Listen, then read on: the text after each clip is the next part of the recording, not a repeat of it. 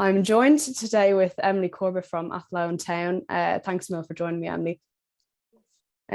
First and foremost, I mean, we have to start off talking about Athlone. Like, you're in remarkable form as a team. 6 wins in a row at the moment. You sit third in the table. How have you found the season so far? Yes, it's been really good. We kind of got off to a slow start, and then I think after the fourth game we kind of found our feet, and then since then we've obviously had 6 wins. So like the confidence amongst the squad has been really good, and I think we're just really enjoying it now, and that's just really the main difference. Yeah, So and sorry, I'm cutting across, but the form you guys are in right now kind of makes it somewhat like difficult for other teams then to kind of come in and play against you. Do you kind of approach those games differently or kind of the same? I suppose kind of like obviously with the confidence now with the wins, but it's helped a lot. But I think we know to stay grounded and kind of take every game by game. Like we know not to get ahead of ourselves. But obviously, like the confidence does help hugely going into a game because we know now what we're capable of. Yeah, brilliant. And you're playing Wexford this weekend. It's quite a big game for you guys because Wexford are just sitting above you with that 1 point, and if you win, you leapfrog over them. Do you kind of keep that kind of in mind when you're going into games like this, or do you kind of just go in with to win? Yeah. I know, like we know obviously Wexford are such a really strong team, and I think at the start of the season we obviously only lost 2-1, and we kind of we let ourselves down. I think in that game, like it was Wexford are like obviously really strong, and they're only 1 point ahead of us now, and I think they're kind of there for the taking if we want to pass them out, hopefully.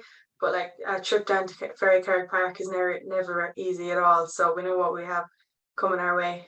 Yeah, and for you as it stands, you lead the Golden Boot race by 10 goals. I presume you want to stay up there and hopefully win it at the end of the season. Oh yeah, it's definitely something that I look forward to, but obviously it's so early in the season, and like the girls that are up there as well, like they're immense as well, and they're scoring goals in and out, and I think I just have to be really consistent now to win it. Will be really tough, like. Yeah, and do you have a favorite goal you've scored out of the 10 so far? Probably the goal against Peamount.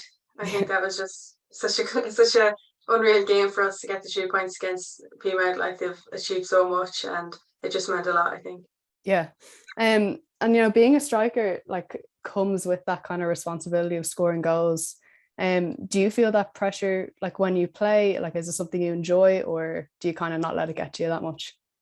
No, I don't mind it too much. I suppose everyone has a role, and I suppose last year I think I was a striker as well, and I only scored 3 goals, and this year now I've 10. But like it's just I think there is a small bit of pressure. Obviously, that's your job, but I think everyone feels pressure all the way all around the pitch with their roles. But I know I do enjoy it. Like obviously, there's such a great feeling when you score a goal. Like it's not a beta.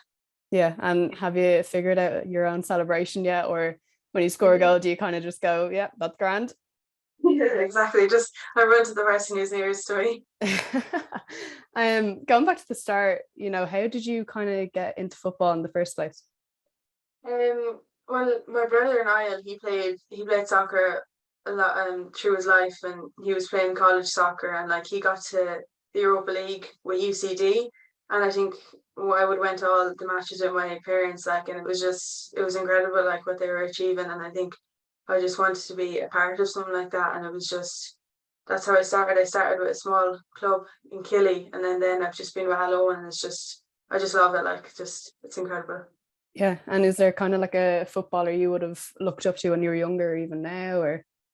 Um, I suppose I looked up to any of the girls on the national team. Like the fixture against Sweden was an incredible result for them, and like you have to just give them so much credit for that. Like. Yeah. Um, Talking about international football, I know most recently you were with the 19s in Czech Republic. Um, Obviously like such a great experience to be there. Do you kind of take that experience then back into your club football with Athlone?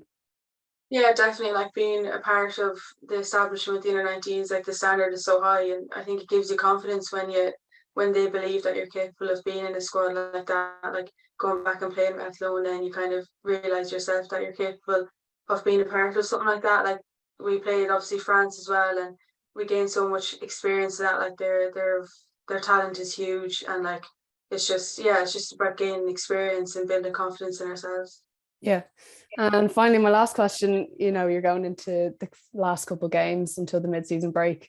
You're in fine form. What have you guys kind of learned as a group so far? Definitely just consistency. I think like last season we lacked that, and like this year we have consistency, and I think we've learned to pull through in the final minutes of the games, and not let mistakes kind of take over. So it's definitely just consistency, and yeah, just being confident in ourselves, and just going forward now we'll take every game as it comes. Yeah, brilliant. Well, thanks Mil for joining me, Emily, and best of luck now on Saturday and for the rest of the season. Thanks, Emma.